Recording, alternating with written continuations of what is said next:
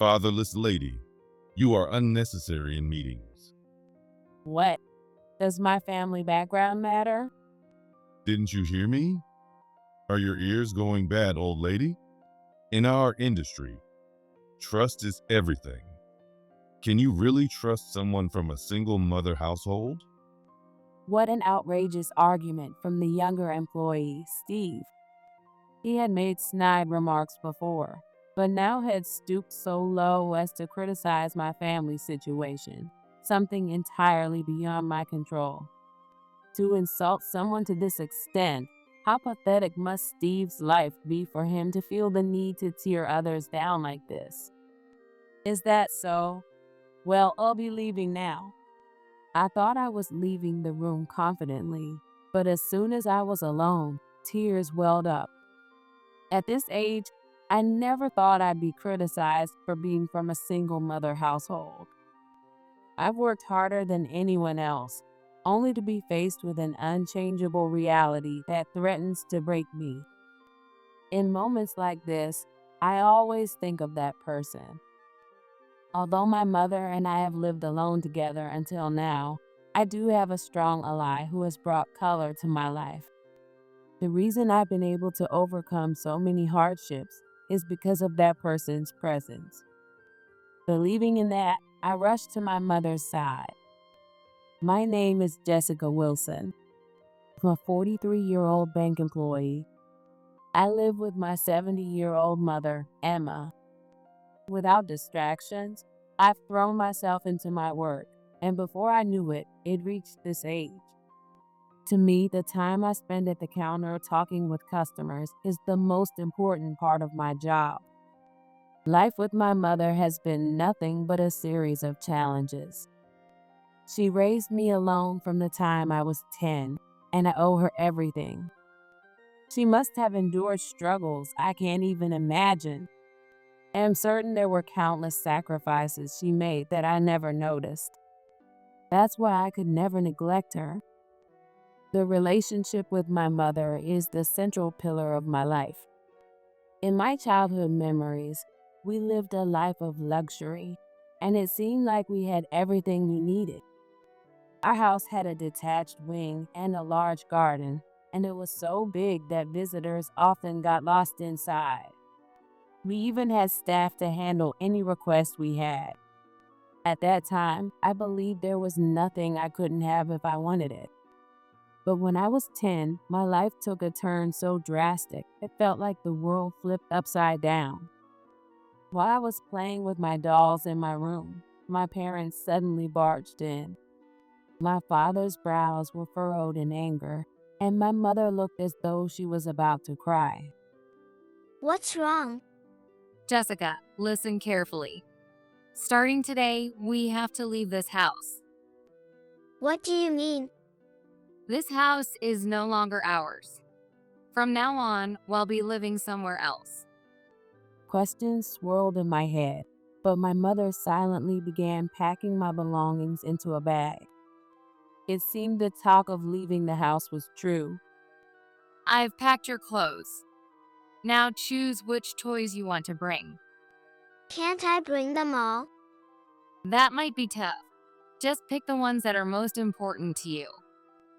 Having been accustomed to a life of luxury, I couldn't quite imagine what it would mean to move into a small room. Behind my mother, I could see my father moving restlessly, urging us to hurry. I grabbed the doll I was holding and decided to take it with me. It was modeled after a little girl from another country. I slipped the doll's clothes and accessories into the remaining spaces of the bag. Are you ready? Let's go then. And so we left the house. I didn't understand what was happening and kept glancing around nervously. As we walked down the long hallway, I could hear the voices of the house staff coming from one of the rooms. Apparently, my father had found a younger woman. He wanted to remarry, so my mother was no longer needed. Their tone was one of irresponsible excitement, as though they were enjoying the gossip about our family. My father didn't show any hint of such circumstances. Looking back, he probably didn't want to deal with demands for alimony or any other complications. Being an old fashioned man, he had likely used his authority as a husband to divorce my mother. My mother, being a strong willed person, didn't cry or complain. She quietly understood my father's intentions and agreed to the divorce. When we left the house, none of the staff, who would normally see us off, came out to bid us farewell. There was no car waiting for us either, so the two of us began walking down the road. The shiny leather shoes I wore, adorned with decorations, quickly became scuffed, and my toes started to ache. I had never walked this much before in my life. Even so, my mother didn't stop. She clenched her teeth, kept her gaze forward, and just kept walking. I couldn't help but realize that something had drastically changed. My mother walked straight to a real estate office and chose an apartment that could be rented immediately. What's an apartment? It's where we're going to live from now on. When we arrived in front of the building, I couldn't understand how this place could be someone's home. To describe it in words I understood back then, it looked like a storage shed. It was old, with an overall dull and faded appearance. The pillars and walls seemed ancient, and I couldn't help but worry if it could really keep out the wind and rain. The inside of the apartment was just as bad, dusty and unwelcoming. At first, I was reluctant to even go inside. Are we really going to live here? I liked our old house better. You'll get used to it soon. It's only for a little while. My mother replied, her face tense. For someone like her, who had lived as a lady of the house with servants in a spacious mansion, moving into such an old apartment must have been a humiliation. She never voiced her dissatisfaction like I did, but I'm sure she wasn't at peace inside. Up until then, my mother hadn't worked, and we had very little savings. The small amount of property my father had given us barely covered the deposit for the apartment and some basic necessities before it ran out. The concept of not having money was a completely new experience for me at the time. Whenever I heard the phrase, "I don't have money," in conversations or on TV before, I always thought it was some kind of joke.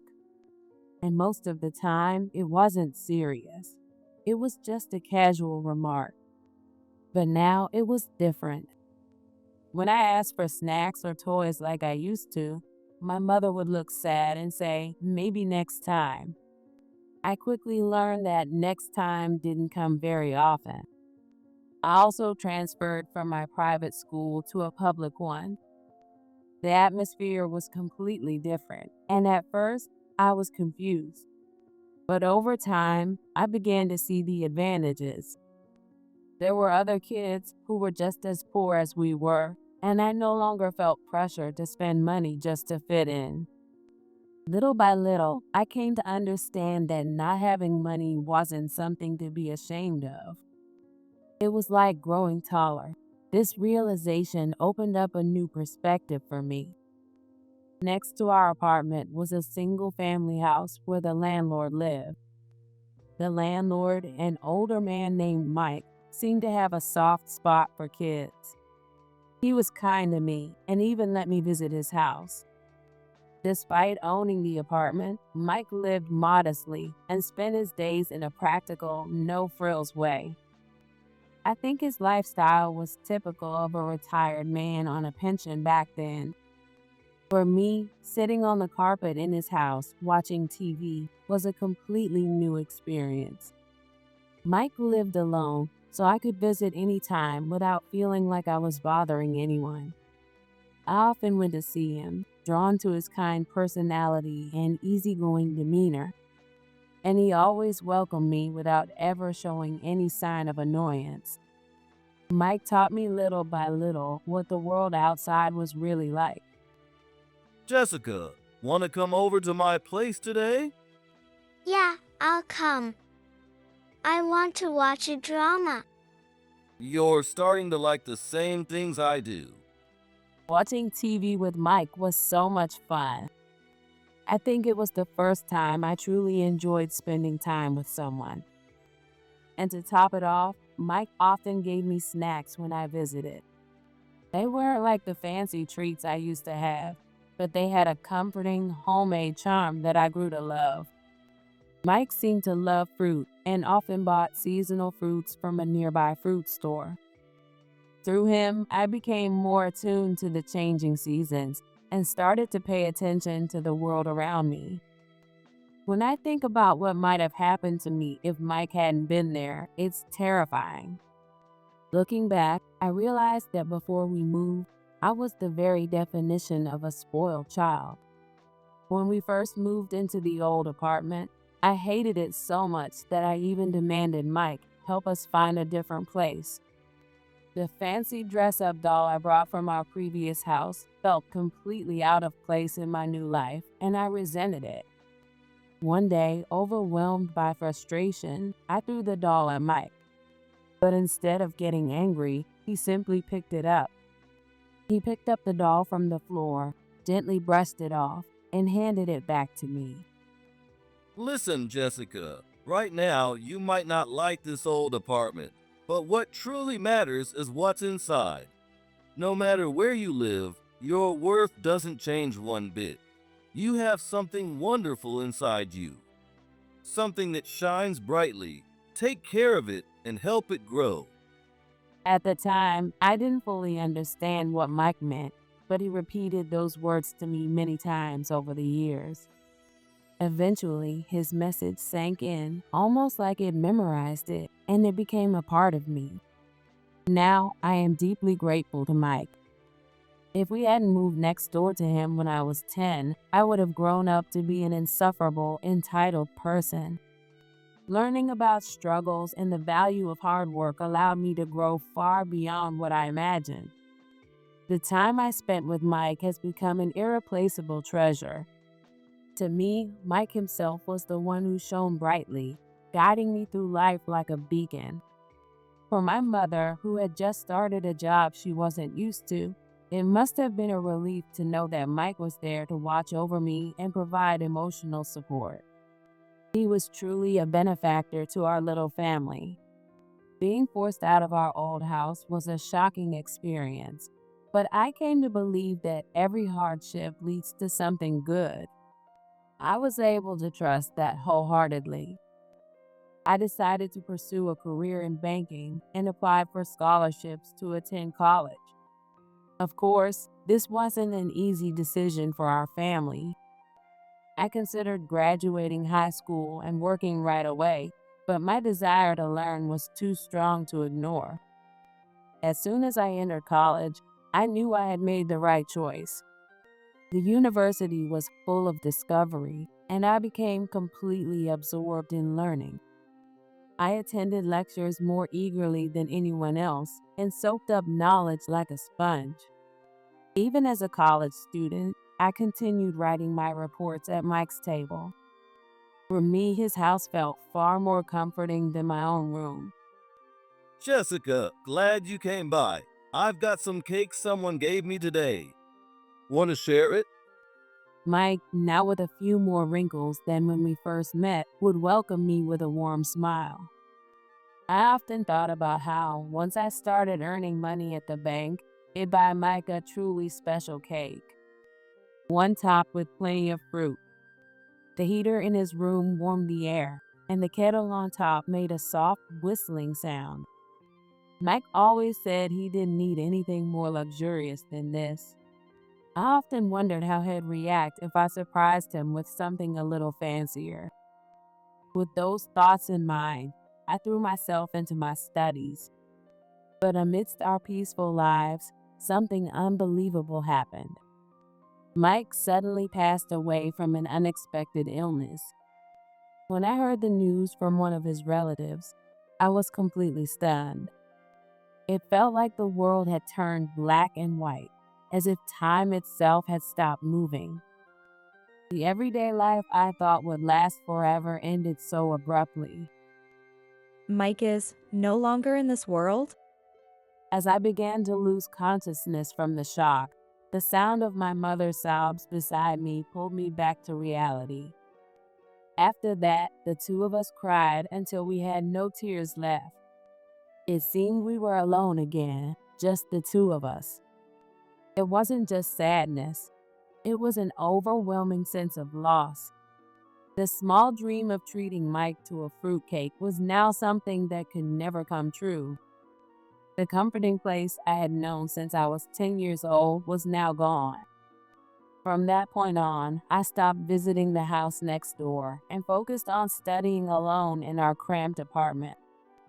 There was no Mike anymore to tease me when I was stuck on a problem. Whenever I turned on the TV, it'd find reruns of the dramas Mike used to love. I couldn't help but feel how strange it was to continue my daily life without him. 2 years passed since those difficult days, and I secured a job offer at a major bank. I wished so badly that I could share the news with Mike.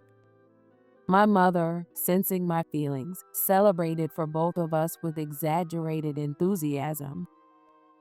You did so well. I'm happier now than I've ever been in my life. You've become so accomplished. Mike must be watching over you from up above. Yes, I think so too. Don't worry, Mom. From now on, I'll make sure you can live comfortably. After making that promise, I devoted myself to my work for the next 20 years. Even for someone like me, though, there were people I didn't get along with. Or rather, there was someone who seemed to view me as an enemy. His name was Steve. He was a little younger than me, likely still in his 30s. Steve joined the bank with great fanfare, as he was the president's son. For someone who should have had no rivals, Steve apparently found me irritating. The reason? I had earned the trust of the vice president. 10 years ago, I had won an in-house award for excellence in customer service. Now, I was in a position to train junior employees in the same field. While it was a bit embarrassing to me, the vice president had called me a role model for other employees. Ted, the vice president, valued my skills highly. Jessica, your customer service gives people a sense of reassurance. It's not uncommon for customers to come to us with anxiety. I'd like you to continue doing work that eases those worries. Thank you for your kind words. I'll do my best. Earning the trust of senior executives was something I deeply appreciated. But it came with a downside. Steve became even harsher toward me. He openly referred to me as a thorn in his side. Surrounded by a group of followers who benefited from his influence, Steve lived in an environment where he could say whatever he wanted. As soon as Ted left the room, Steve would start his snide remarks. Sucking up again? That's about all you're good for, old lady. And nothing like you. Stay out of my way. I'm not trying to get in your way. Please, Steve, just focus on your own work. No matter how much I tried to ignore him, he would always find a way to provoke me. He picks apart everything I do, pointing out even the smallest mistakes. I couldn't help but think how much better off he'd be if he directed that obsessive energy toward his own work. Hey, old lady. I hear you're from a single mother household. Steve had finally heard about my family situation, probably from someone else. It wasn't surprising. I've never hidden the fact that I grew up in a single mother household. I don't feel embarrassed about it, and in fact, I take pride in having worked hard despite that background. Yes, that's true. I've lived with my mother since I was 10. Seriously. How sad. I can't even imagine what it's like to grow up in a household without both parents. Guess you just had to tough it out and sneak your way into our bank, right? For Steve, the idea of a single mother household immediately equated to being poor. Sure, living with just my mother wasn't easy, but I didn't think anyone had the right to make assumptions about it. However, Steve wasn't the type to listen to reason. You poor old lady. I guess we'll have to lower the standards of your job too. It's time for the meeting. Let's head out. We had to go to another branch for a work-related matter, and Steve and I were assigned to handle it together. Steve would always use his influence to take a taxi for the trip. A taxi arrived in front of us, and Steve got in. As I was about to follow, the door slammed shut. Through the door, I could hear Steve's loud voice. People like you should just walk. See ya. The taxi drove off. For a moment, I was stunned, but then I realized that it might actually be better than riding with Steve. I began walking toward the station.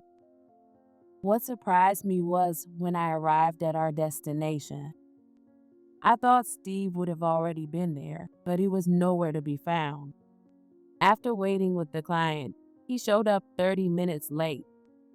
Sorry, I got stuck in traffic. Thanks for waiting. You were late?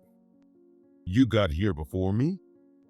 At this point, one of the employees from the other branch asked why the two of us had arrived separately.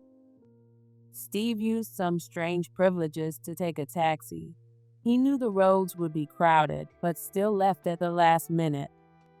Embarrassed, Steve turned bright red and looked down. He was clearly upset and didn't say a word during the rest of the meeting. There was also the time when I brought a coffee from a cafe to work. Steve scowled and came up to me, criticizing me. Why are you buying such a luxury item? That place costs nearly $10, doesn't it? Trying to act all trendy with that fancy coffee. It doesn't suit you, old lady. I ignored him and sat down at my desk. Perhaps my indifference bothered him because he came closer and knocked my coffee cup over. The coffee spilled all over, even soaking into the desk next to mine. I quickly grabbed a cloth and wiped it off. Thankfully, the desk was well organized and the papers seemed to be fine. The real trouble was the computer.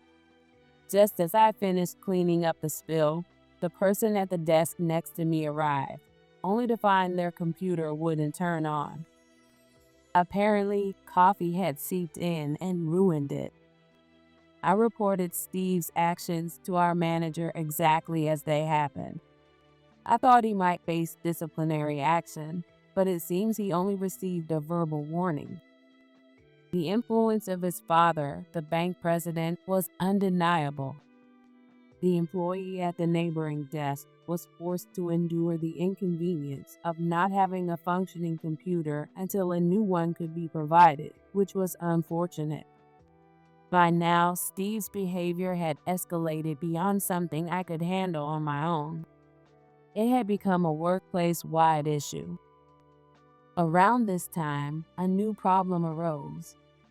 Our branch's customer satisfaction ratings were revealed to be lower than other branches.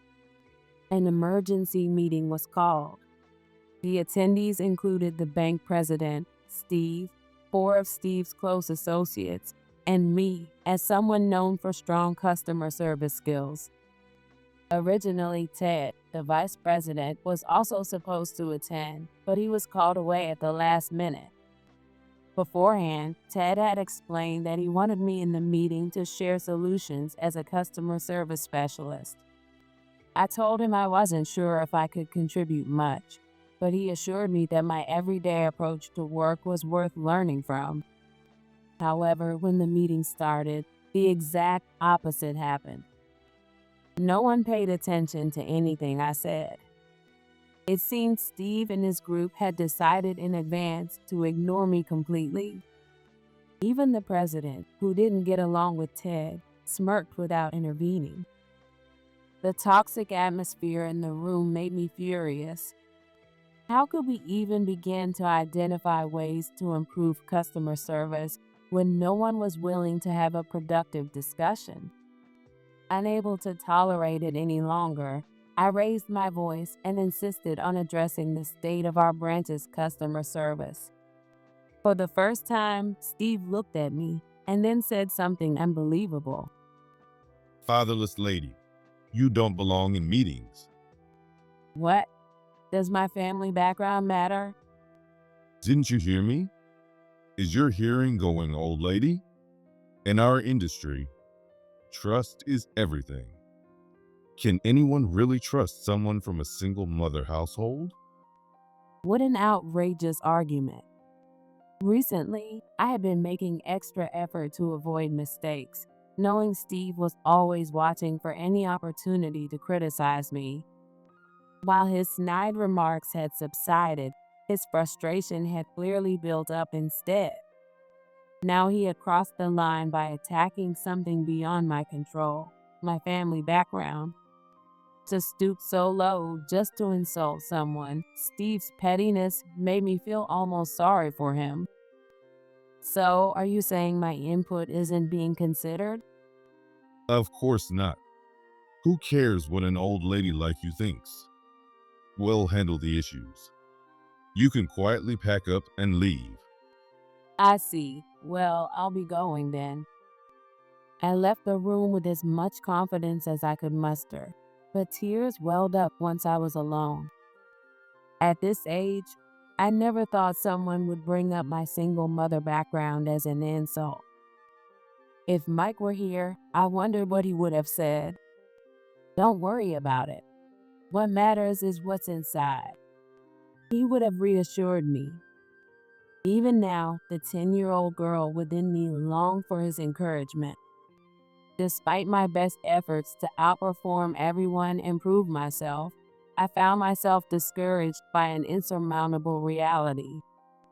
I informed my colleagues that I was leaving early and headed home while the sun was still high. Now, I live in a spacious apartment, having moved out of Mike's old place.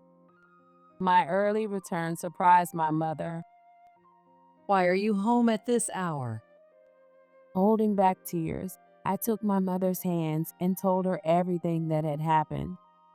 As I spoke, the anger I had been suppressing began to rise. All the hardships we had endured together, supporting each other through every challenge. For Steve, who knew nothing about us, to dismiss us with a single comment about being from a single mother household, an indescribable wave of emotion washed over me. My mother must have felt it too, as her expression grew increasingly stern. By the time I finished, her face was red with anger. Without hesitation, my mother picked up the phone and called my bank branch. Hello, this is Emma Wilson. I'd like to withdraw my $10 billion account. I couldn't comprehend what she was saying. Her conversation turned into an argument with no progress being made. When she finally hung up, I asked, "What's this about $10 billion? Where did that kind of money come from?" I was planning to keep it a secret from you. She hesitated before continuing. Actually, 23 years ago, after Mike passed away, he left me a significant inheritance. It was a formal bequest specified in his will. His relatives insisted I accept it, but I felt it was too precious to use frivolously. So, I decided to invest it. I never imagined my mother had a talent for investing. She explained that she wanted to save it for an emergency. Over the years, she had grown Mike's inheritance into an enormous amount. Although it would have been smarter to diversify the deposits across various banks, she chose to keep it all in my branch because of our connection. This was her way of showing trust in my bank. Steve's actions had betrayed that trust. My mother had always taken pride in the fact that I worked for the bank, but knowing that it was a place where petty harassment occurred was a different matter entirely. As we were discussing this, the doorbell rang. When I answered, I found the bank president, Steve, and Ted standing there. I invited them in, and they all looked surprised. Emma's daughter is Jessica. Apparently so. Even I didn't know my mother had such assets. So, what brings you here? Of course, it's about the withdrawal. To be honest, if you pull out $10 billion, our branch will face serious trouble. Ted, as usual, spoke in a calm tone. But there was a subtle edge of panic in his voice. My mother, however, remained composed. The reason is simple. My daughter was told at today's meeting that people from single mother households are unnecessary. Ted's eyes widened in shock. What? That happened. I'm so sorry. I wasn't present at the meeting. Steve, is this true? Steve reluctantly nodded. What's the meaning of this? Do you think that kind of behavior is acceptable for a professional? It's utterly disgraceful and completely unacceptable. Steve had no excuse. Well, it was just a joke.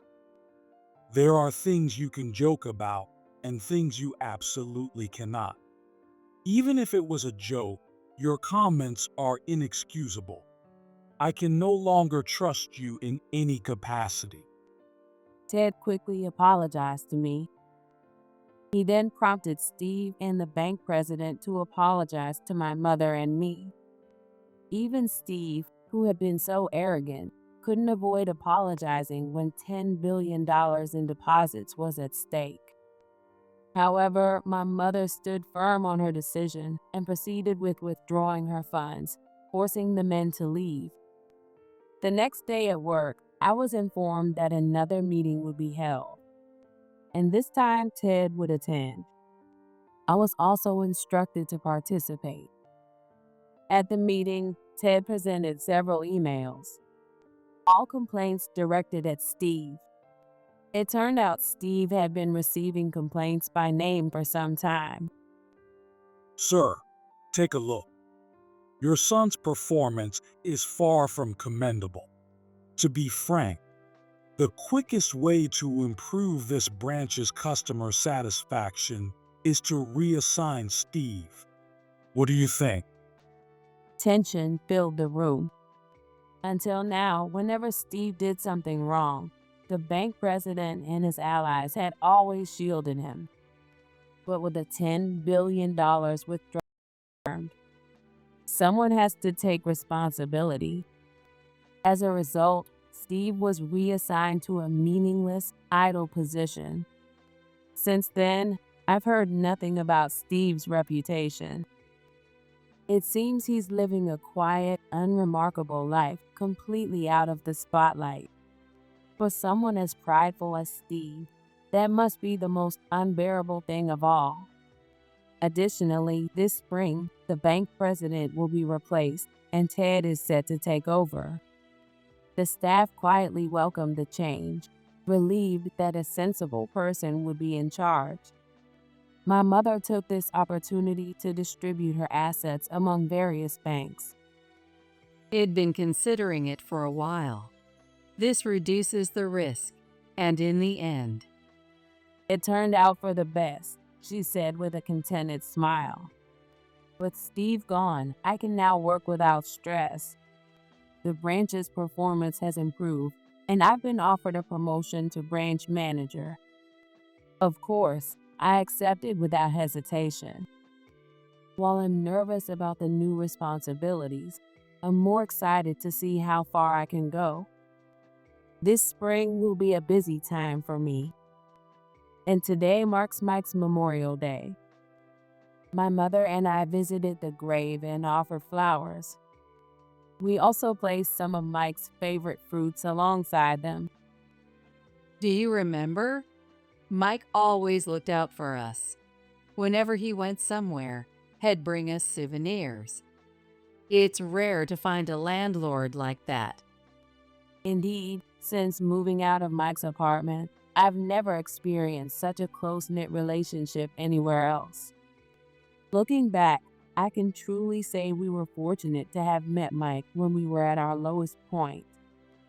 Mike always said Jessica would grow into an amazing person. And look, he was right. I still have a long way to go. Someday, I want to be able to help others just like Mike did. Oh, you're already a daughter I'm proud of. Hearing such unexpected words surprised me.